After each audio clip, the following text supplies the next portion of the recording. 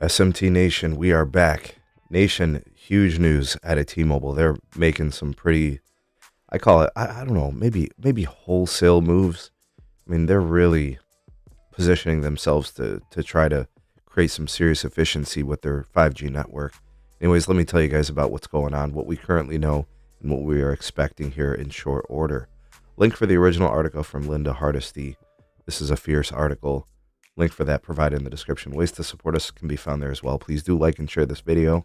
Subscribe if you're new here, and turn on the bell notification icon to never miss an upload from the SMT. All right, folks. T-Mobile has been working hard to, I guess, streamline their spectrum holdings.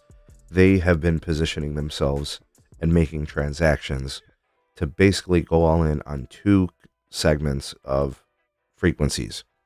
The 600 megahertz, they have been very active.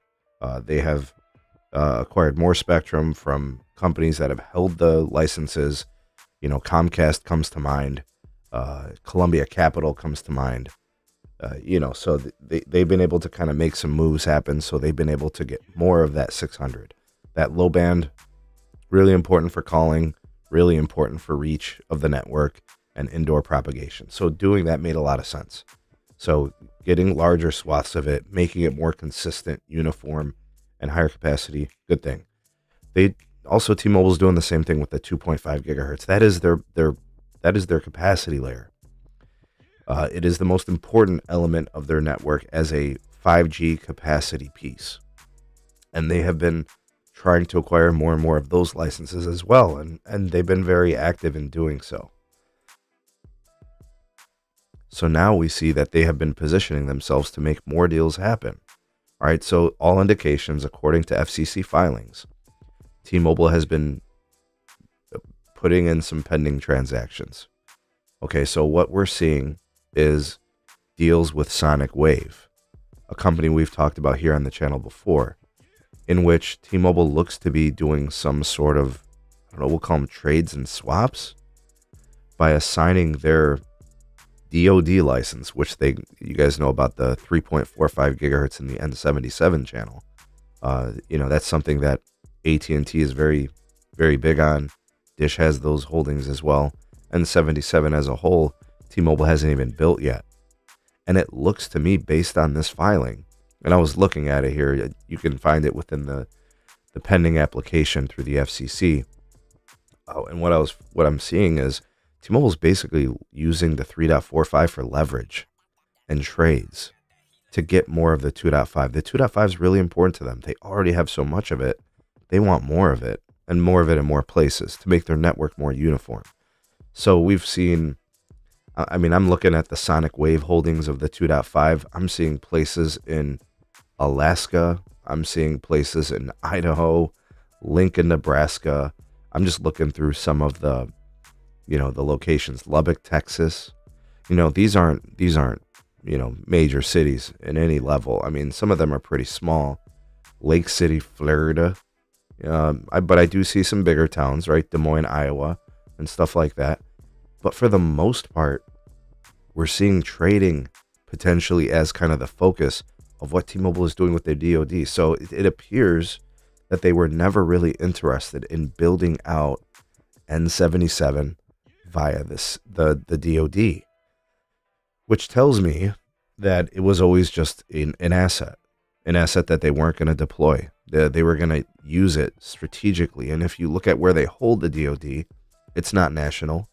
It's, kind of strategic, where they went and got those licenses in the auction. And they also have the same type of situation with C-band, right? With the lower part, I guess, the higher part of the 3 gigahertz N77. They might be doing something like that too in the future. So this is basically positioning. This is basically trading. They're trying to streamline their network, make it more uniform and going all in on their assets. The thing about it is the 2.5 gigahertz is a lower frequency than the 3.45.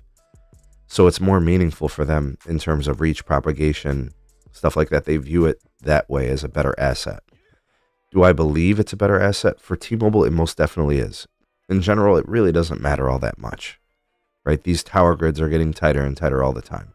So being a slightly higher frequency just simply does not matter. And in testing with massive MIMO gear, the N77 and N41, there's just really no difference. In fact, in my market, N77 very typically performs better than N41 in both downlink and uplink in basically every way.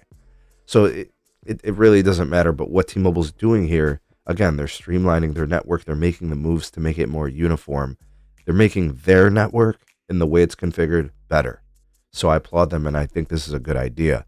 Now, selling to Columbia Capital, which they have a long-standing relationship, or going with Sonic Wave for these trades, I'm good with it. Those are holdings companies. I don't really see them using it. It's unfortunate that the DoD is going to a holdings company, but I would like to see it go on air very soon, and that could be a lease with AT&T, or that could be a purchase from AT&T, and it's very valuable, right? So we are going to see follow-ups to this. Stay tuned. Keep it locked for more news as it develops, and T-Mobile seems to be making moves to jockey in their position for their spectrum holdings to make their network better. Exciting times. Anyways, I'll look for more details, try to figure it all out, and we'll see what they end up doing with their C-band holdings if they treat it like they did with their DoD. And when all this becomes official and it gets cleared, and I don't think it's going to be an issue with the FCC, we'll have more news for you guys. Anyways, let me know what you think is going on here. Sound off in the comment section below. Y'all the voice of the people, the SMT Nation. Let your voice be heard.